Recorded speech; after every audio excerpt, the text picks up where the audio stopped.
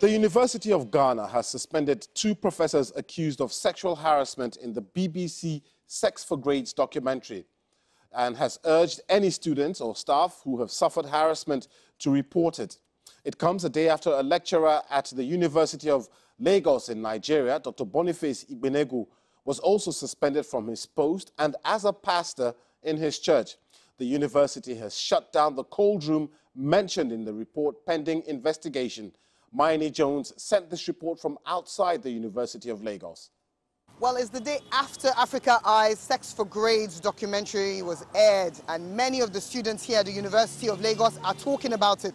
There's a mixture of surprise, but also relief that these revelations have finally come to light. But although many students think that the evidence that was found in the documentary is going to help shift the discourse about sexual harassment here, they also fear that once the hype dies down, things will go back to normal. They should be punished. They should really be punished. So it will teach it will teach other lecturers in their shoes that this thing, because these people they are harassing sexually, they're actually people like their daughters. So why should this be done? It's unfair. It could utterly destroy a human being. The student might even do very well academically, might be very smart and all, but by the time the results will come out, I know you'll be seeing an F and E because they always want the student to always come back every time. So they're always trying to fail the person every time. So they can have more advantage to the person. That's why it's not that they're always dressing in a seductive way or anything. Nigeria is a corrupt country.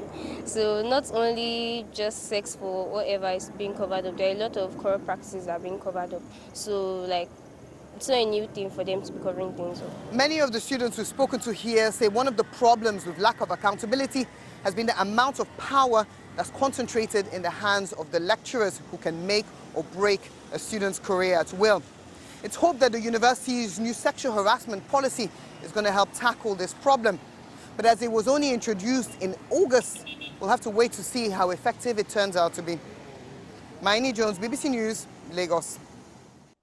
Let's discuss the wider issue with Awazi Agbalaga. She's a popular radio personality in Lagos and is also part of an NGO which campaigns on this issue called Stand to End Rape initiative in Nigeria. Awazi, what kind of stories do students come to your NGO with?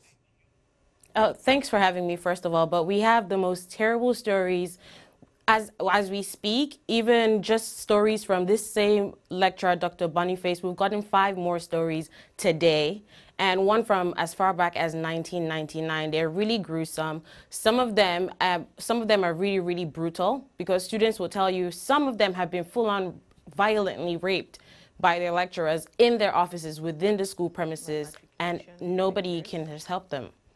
And what do you then do to challenge such behavior within the university campuses?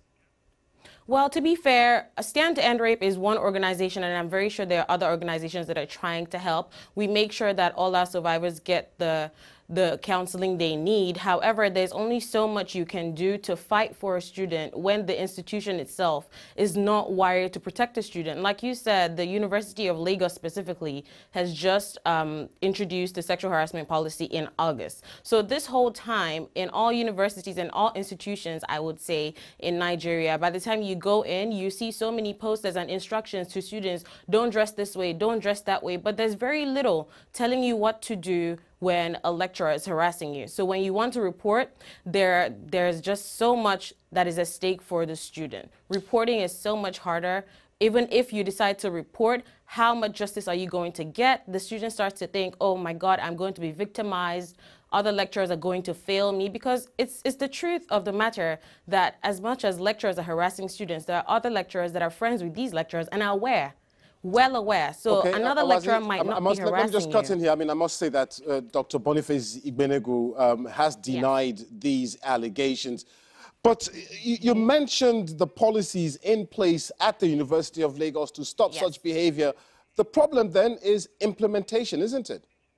It is. Implementation is a big problem. We need to see, and apart from implementation being a big problem, going through the University of Lagos sexual harassment policy, you see that there is no clause in there that protects the student who reports. And we are aware that the student who reports has so much at stake. there are other lecturers who might victimize them because they're a snitch or they're just not, they're just going to be victimized. So they haven't protected the student. That's one that has just been newly introduced. And what about the other institutions across the country? This is a big menace, right? And this documentary has just brought it to limelight, and so many other people are trying to now address it. Like Babcock University has put out a statement. They're asking people to report, and other people are going forward with it. However, what's more important to Stand to End Rape, myself and a bunch of other people, is that we have the Prohibition of Sexual Harassment in Tertiary Institutions bill passed. Okay. This has been in motion since 2016.